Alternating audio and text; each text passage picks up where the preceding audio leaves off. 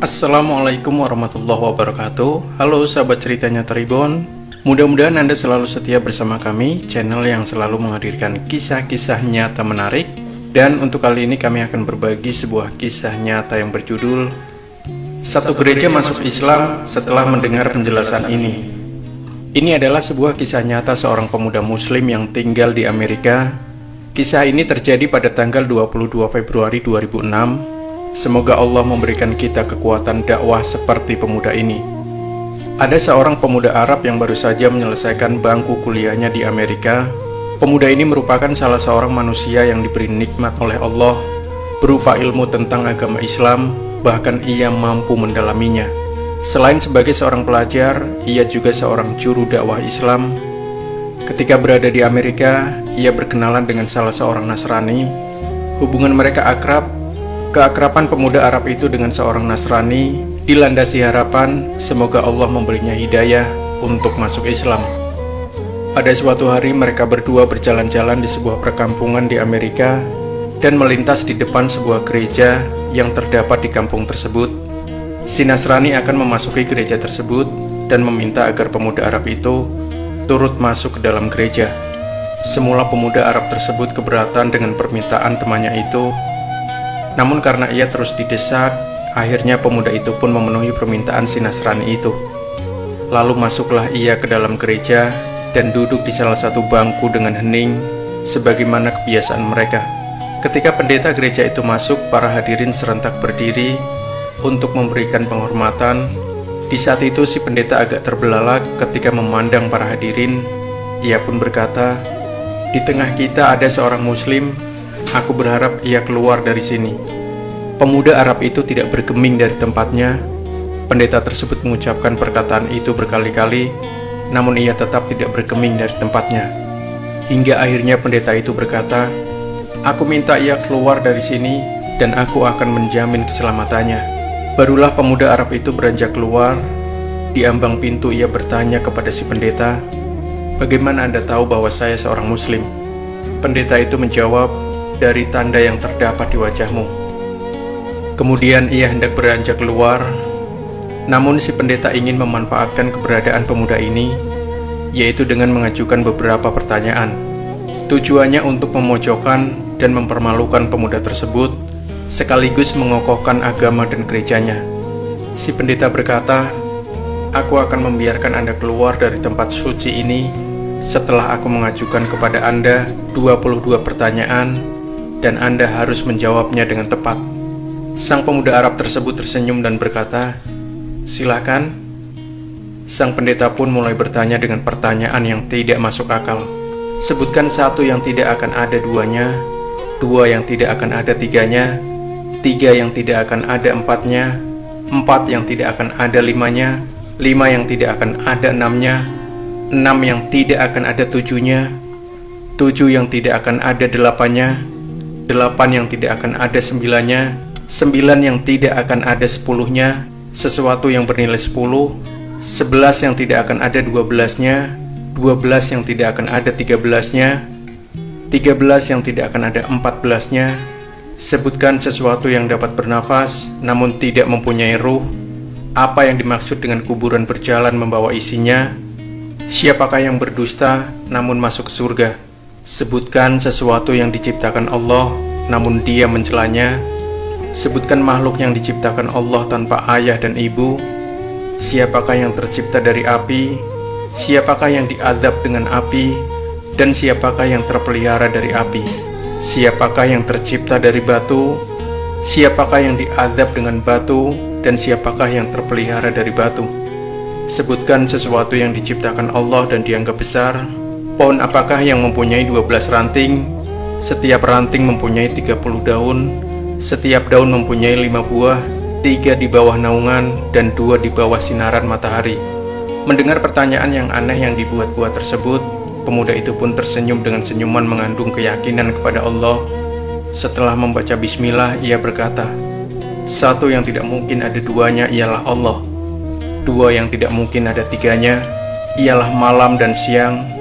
Allah berfirman, dan kami jadikan malam dan siang sebagai dua tanda kebesaran kami. Surat Al-Isra ayat 12. 3 yang tidak mungkin ada 4-nya adalah kehilafan yang dilakukan Nabi Musa ketika Khidir menenggelamkan perahu, membunuh seorang anak kecil, dan ketika menegakkan kembali dinding yang hampir roboh. Surat Al-Kahfi ayat 71-82. 4 yang tidak mungkin ada 5-nya adalah 4 kitab samawi, Taurat, Injil, Zabur, dan Al-Quran. 5 yang tidak mungkin ada 6-nya ialah sholat 5 waktu. 6 yang tidak mungkin ada 7-nya ialah jumlah hari ketika Allah menciptakan makhluk. 7 yang tidak mungkin ada 8-nya ialah langit yang berjumlah 7 lapisan. Allah berfirman, yang telah menciptakan 7 langit berlapis-lapis. Surat Al-Mulk ayat 3. 8 yang tidak mungkin ada 9-nya ialah malaikat pemikul Ars, Ar-Rahman. Allah berfirman, dan malaikat-malaikat berada di penjuru-penjuru langit, dan pada hari itu 8 malaikat menjunjung Ars Rabbmu di atas kepala mereka. Surat Al-Haqqah ayat 17.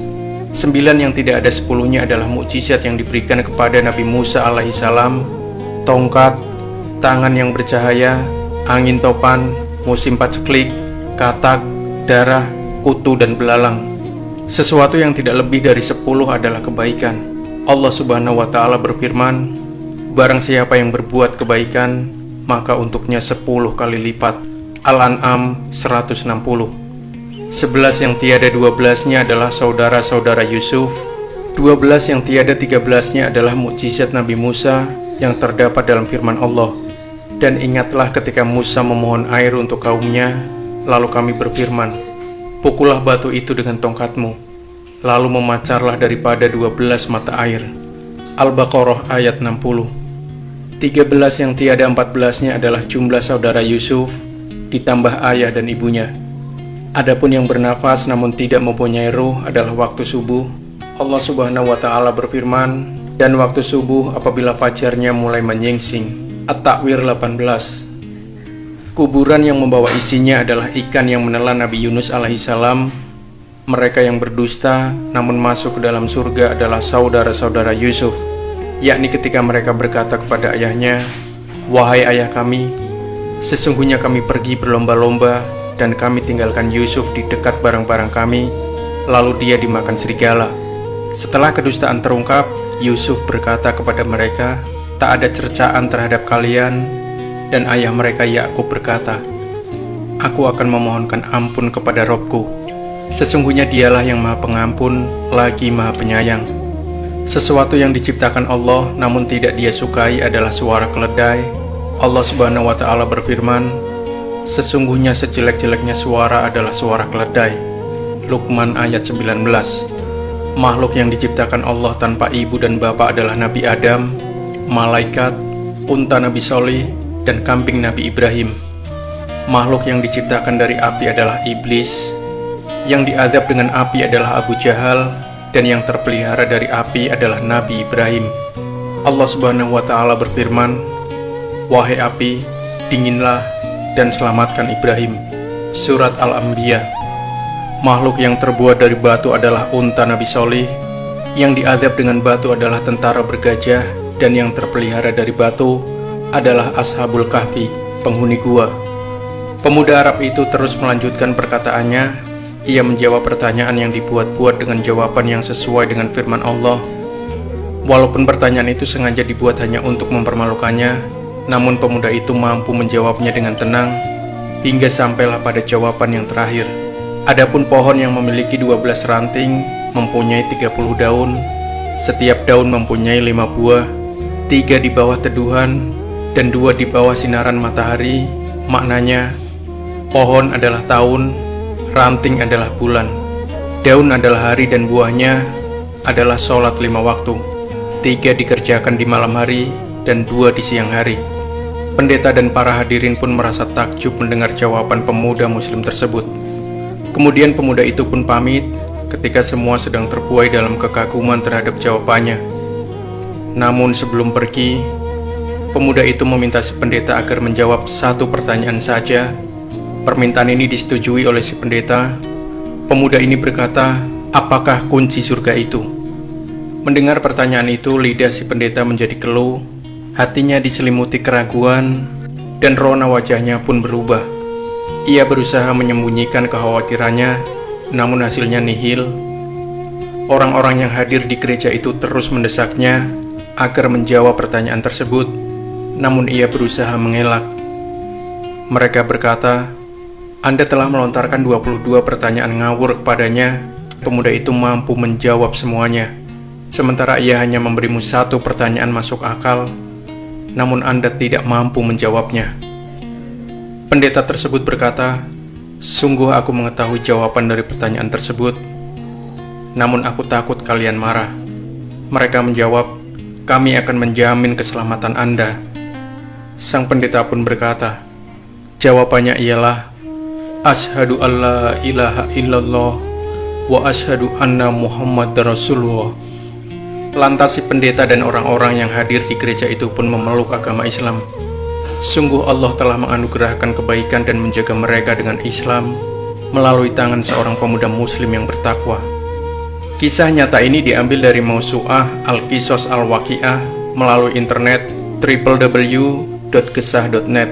Orang yang berakal termasuk para pendeta sebenarnya telah mengetahui bahwa Islam adalah agama yang diturunkan kepada Nabi Muhammad dan akan menjaga manusia dalam kesejahteraan baik di dunia maupun di akhirat. Namun apa yang menyebabkan hati para pendeta itu masih tertutup, bahkan cenderung mereka sendiri yang menutup rapat jiwanya. Semoga Allah memberikan hidayah kepada mereka yang mau berpikir. Masya Allah, sebuah kisah yang sangat inspiratif. Semoga bisa menginspirasi kita semua. Jangan lupa sahabat ceritanya Taribon, nantikan kembali kisah-kisah terbaru dari kami selanjutnya. Sampai jumpa. Wassalamualaikum warahmatullahi wabarakatuh.